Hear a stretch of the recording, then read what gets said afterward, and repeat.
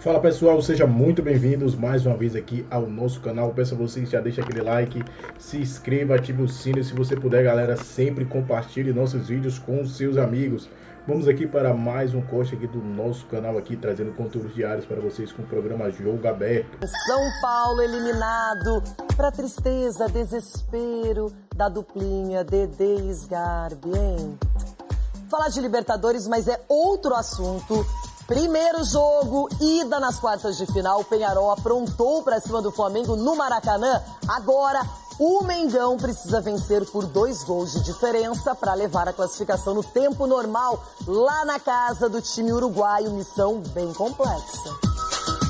O Flamengo foi abraçado no embarque para o Uruguai e precisa usar esse carinho como combustível para virar o jogo mais tarde diante do Peñarol. A derrota por 1-0 no Maracanã colocou o rubro-negro em desvantagem na briga por uma vaga na semifinal da Libertadores. Para avançar, o Flamengo precisa vencer por pelo menos 2 gols de diferença. Se conseguir o saldo mínimo, leva a decisão para os pênaltis. Algumas marcas jogam contra. O clube carioca não vence fora de casa pela Libertadores desde 2022. Uma grande oportunidade de quebrar essa escrita, não é assim? O histórico não é assim? Nós temos totais condições de chegar lá e fazer. Vai criar metade das oportunidades que criou hoje, vai fazer gol lá. Me cobra depois.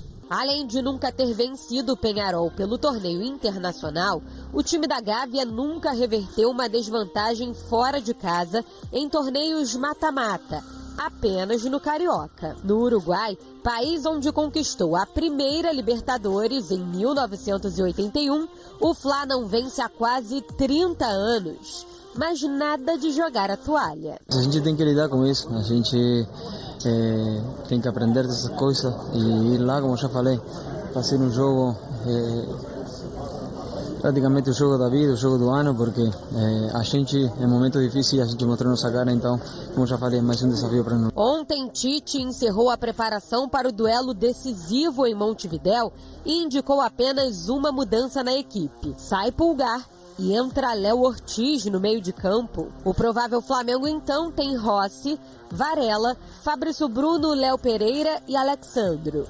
Léo Ortiz, De La Cruz, Gerson e Arrascaeta, Plata e Bruno Henrique. Lembrando que Gabigol está à disposição no banco de reservas.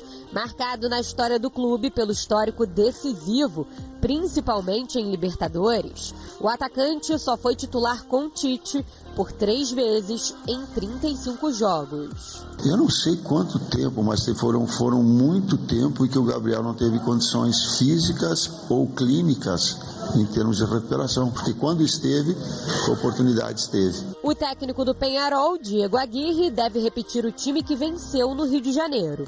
Pelo menos tem todos os jogadores disponíveis. É noite de Copa. É noite de duelo, hein? 2 grandes forças, Peñarol e Flamengo. O Capitão América viajando pela América. Olha lá. E Dani Boaventura. A Dani ontem deu um show, Passista? né? Sambando, cantando. E o Eugênio tocando tamborim. Eugênio é do samba, maravilhosa pô. dupla, hein? Muito bom dia, amigos. Já no palco do jogo, hein? Não é isso? Bom dia. Bom dia, queridos! Cá estamos nós no Campeão del Siglo. Olha, eu não tô me lembrando muito bem desse show aí, não. O que a gente fez foi uma coisa corriqueira ali. Eu e Eugênio somos pessoas do samba, acostumados com esse tipo de evento, de episódio. É que Breiler Pires não tá muito familiarizado, Eugênio. Tudo bem? Bom dia, Dani. Bom dia, Bel, pessoal aí do estúdio. Um sambinha, né? Uma coisa rápida, leve ali. Imagina. Ali sai sem qualquer sofrimento ou dificuldade. Tá na veia. Olha, gente, vamos nessa. Eu e Eugênio já por aqui, Campeão del Siglo aberto nos ajustes finais. Tem gente jogando aquela tintinha verde de leve no gramado, estão passando com carrinho. As faixas do Peñarol já colocadas. Aqui atrás da gente estenderam agora há pouco um bandeirão, né, com um leão, uma taça de Libertadores. E o número 5, o Flamengo que lute, porque a missão hoje é difícil. Vencer no Uruguai, historicamente, é muito difícil para o Flamengo também, além da reversão desse resultado. Mas existem alguns motivos para o torcedor rubro-negro ficar animado, Eugênio Leal. Existem? Olha, Dani, primeiro explicar o número 5 porque é o número de Libertadores que eles já ganharam, né? Motivos para ficar animado. O Flamengo, eu acho que tem que viver o jogo, entender o jogo. Eu acho que se ele entrar com espírito diferente do que tem mostrado, ele tem condições técnicas de buscar o resultado. Agora, precisa mudar a sua atitude em campo, precisa mudar seus conceitos táticos e ser hoje um time diferente, porque se for de novo o mesmo Flamengo que a gente tem visto... Nossa, bateu um vento agora. Gente, me desculpa que eu tô com esse gorro aqui, porque tá muito frio. E se eu for repetindo aqui, se for o Flamengo de sempre...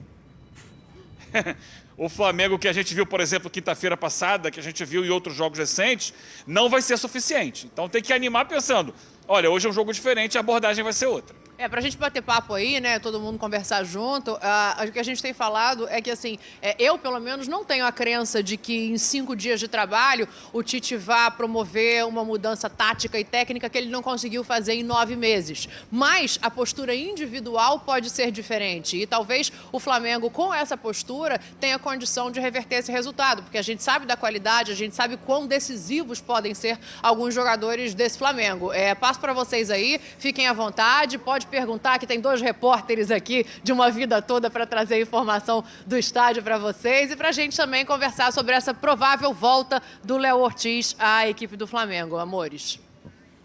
Johnny Gonzalez. Vamos lá, eu queria abordar exatamente isso, Dani. A volta do Léo Ortiz acho que é o maior assunto que a gente pode tratar hoje. E o ataque, né? E o ataque também. Mas o Léo Ortiz acho que foi o maior assunto no jogo de ida, né? Desculpa te interromper. Meu Deus, tá complicada a situação. Eu entreguei pra Deus. Porque, por enquanto, o cabelo ainda não está preso. Gorrinho, só pra vocês entenderem, assim, o nosso retorno é um tablet, né? Já caiu no chão. A tampa da luz aqui de frente já voou também. Se a câmera voar, se a câmera voar é isso aí, vocês eu entreguei pra Deus. Voando, eu não vou ficar tá ajeitando o cabelo. Esse vento de Montevidéu é conhecido. Eles estão amarrados? Olha! Não, mas é sério. Eles estão amarrados? Cara, olha, daqui pra frente eu acho que eu vou me recusar a participar de programa com o Breiler. Fala, Johnny, desculpa, eu interrompi você. Não, imagina, Dani. Esse vento, o senhor está se referindo a Palmeiras e Flamengo, final da Libertadores, mas teve a história do vento que atrapalhou ali, foi complicado. Tem mesmo. Vai, Johnny. Vamos lá. Johnny, fala do Léo Eu não vou me comprometer. Ontem ela sambou, hoje ela imitou a Joelma. Eu queria saber de vocês, pessoal, vocês que acompanham tão diretamente a preparação do Flamengo para esse confronto difícil contra o Peñarol fora de casa, a volta do Léo Ortiz se dá muito por uma cobrança da torcida, que ficou muito pé da vida com a escalação do Pulgar, que não vinha bem, ou vocês acham que realmente o Tite mudou de ideia, é uma opção que ele mesmo traz, ou você acha que ele ouviu mais a gente e ouviu a torcida do Flamengo?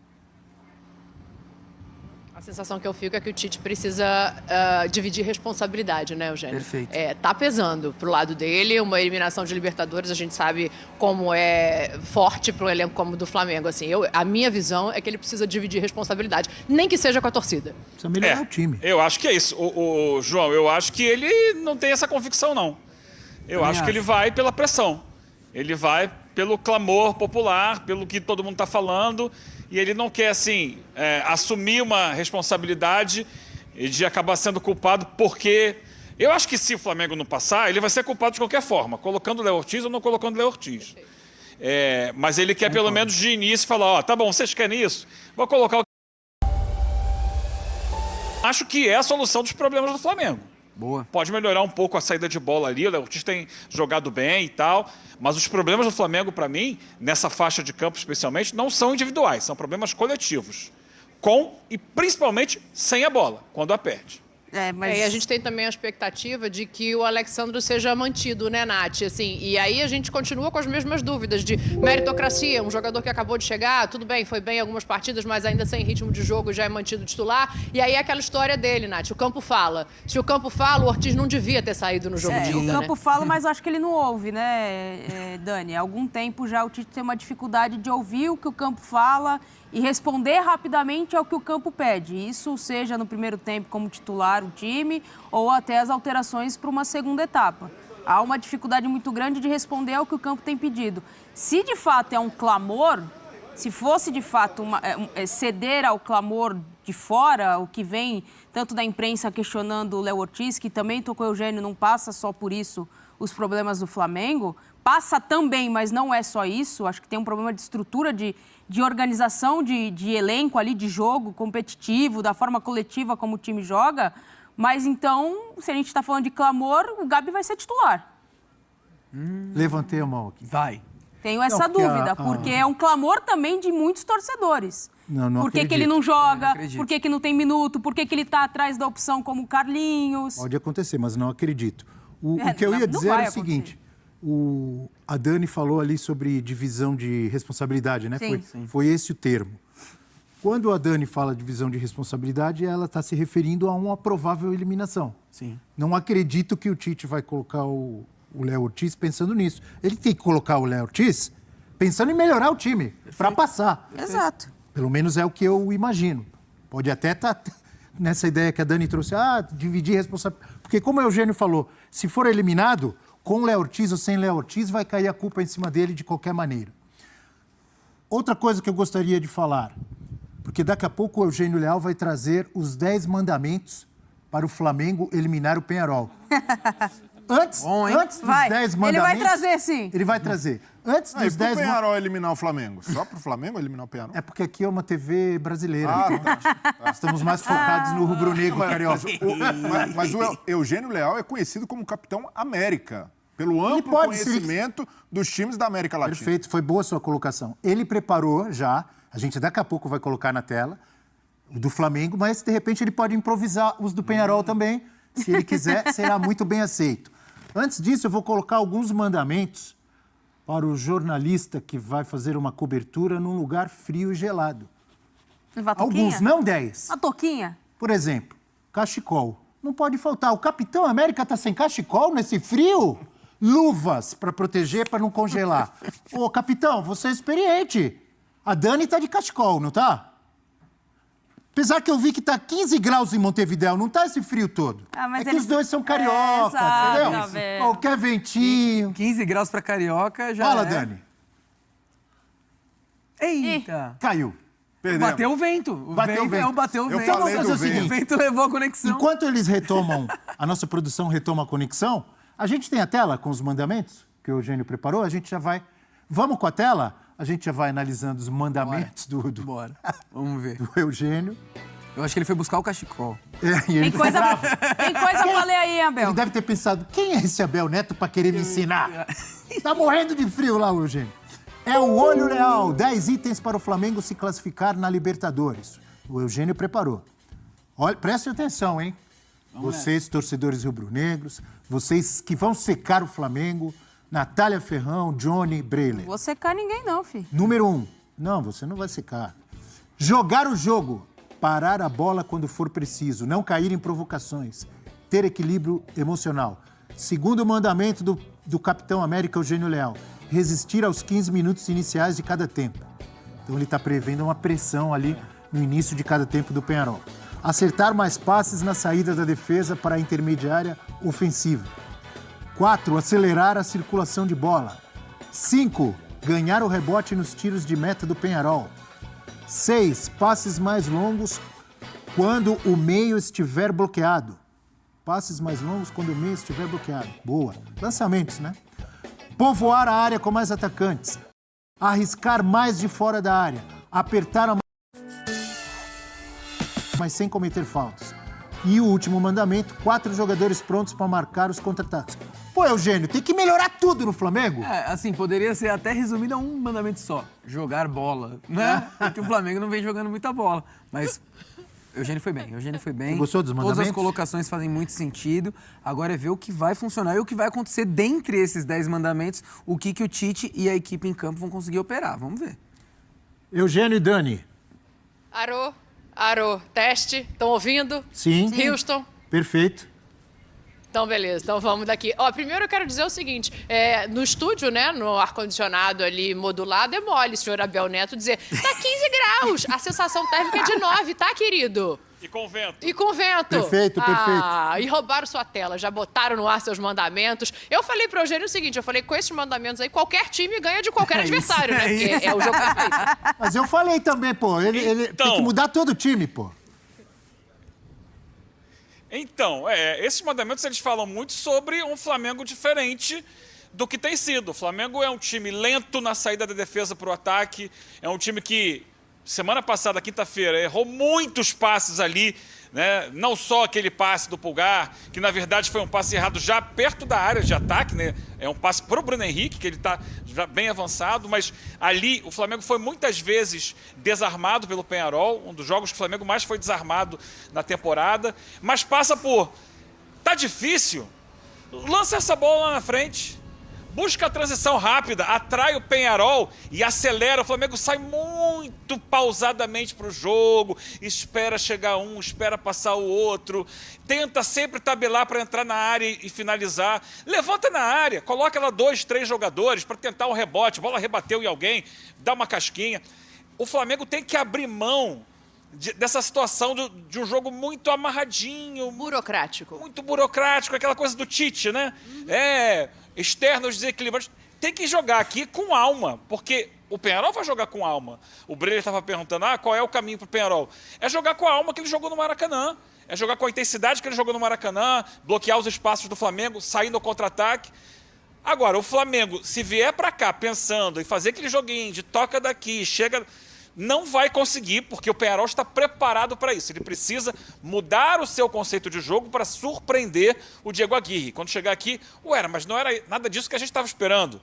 É um outro Flamengo. Só assim ele vai conseguir passar para um Peñarol que sabe exatamente o que o Flamengo vai fazer.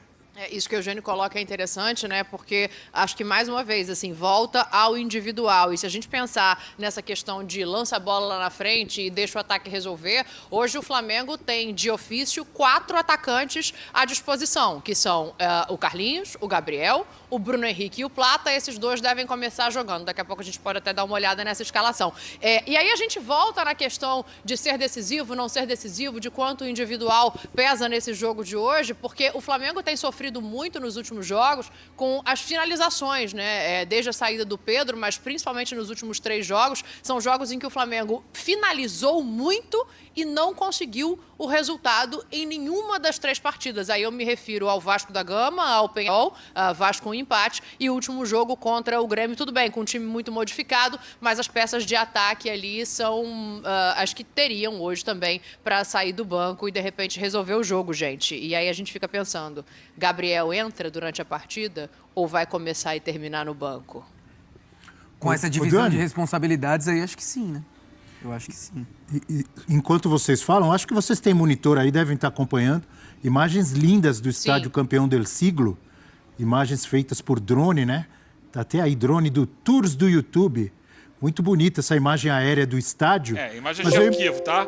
Mas eu imagino que a imagem seja não é exatamente antiga, como tá agora. porque o gramado tá meio estragado nessa imagem. O gramado, na verdade, hoje tá melhor, não tá? Boa. Sim, tá melhor. A gente está acompanhando, inclusive, aquele carrinho que fica passando. Está bem melhor do que a gente está vendo na imagem. Por isso que eu fiz questão de falar para você que eram imagens de arquivo. Boa. Hoje, aqui, a gente está acompanhando de perto. A condição do gramado é bem melhor. Então, não vou dizer que é o gramado top do futebol mundial, mas é um bom gramado. Até porque a gente pode até enviar essa imagem depois, a gente fez aqui, o pessoal do baldinho, né? Sempre o tem. baldinho da terrinha verde ali estava on. Sempre tem. Aqui não é um gramado do melhor nível possível, mas é um bom nível. A bola às vezes fica um pouco viva, quica um pouquinho demais, isso é ruim para o Flamengo, que é um time muito técnico, mas ele não está com aquele aspecto. Como que uma pessoa desaparece assim? Ele está inteirinho, mas o Flamengo precisa entender que também aqui é o tipo de terreno que o Peñarol está acostumado a jogar. Joga toda semana praticamente e sabe como que a bola quica, qual é a velocidade que a bola ganha, o efeito do vento, que vai estar ventando muito forte aqui, vai estar ventando durante o jogo também. E a gente precisa entender que o Peñarol tem um batedor de bola parada excelente, que é o Léo Fernandes, que vai também saber tirar proveito desse vento em falta lateral, falta direta ou até mesmo um escanteio. Essa é a piadinha da final da Libertadores, né? A coisa do vento, assim, mas a parte a provocação, pelo meu cabelo, vocês vão percebendo ao longo aqui da nossa entrada, que venta em várias direções mesmo, assim. Uma hora bate de frente, outra hora o vento vem contrário, então esse é um ponto de atenção. Agora, eu acho que também tem o seguinte, Eugênio, uma questão para ficar na cabeça do Flamengo. O Tite foi muito criticado nos últimos jogos, né, nessa passagem inteira, porque cada hora é um problema, assim, uma hora é o gramado, uma hora é a altitude, uma hora é o cansaço físico. Para quem quer chegar a uma semifinal de Libertadores, para um time com a grandeza do Flamengo e com o elenco que tem o Flamengo, nada